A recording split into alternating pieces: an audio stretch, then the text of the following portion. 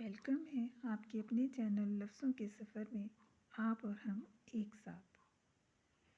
بابا بلے شاہ کی پوئٹری ہے جو کہ اہل ذوق لوگوں نے پہلے بھی سنی ہوگی اور دیکھی بھی ہوگی، مگر لفظوں کے سفر میں پہلی مرتبہ آپ کے سامنے۔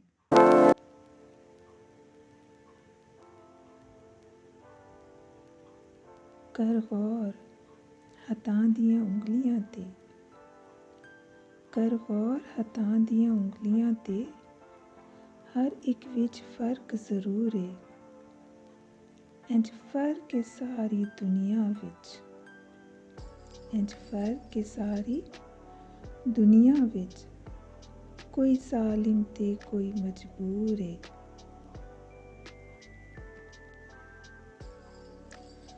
کوئی مر گیا کسی دے پیار وچ، کوئی مر گیا کسی دے پیار وچ، کوئی بالکل ہی مغرور ہے۔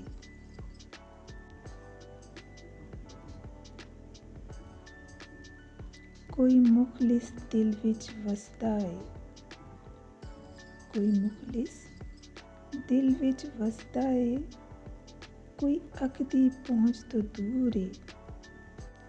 بابا بلے شاہ نے اپنی شاعری میں زندگی کا جو سچ بتایا ہے، آپ اس سے کس حد تک متفق ہیں؟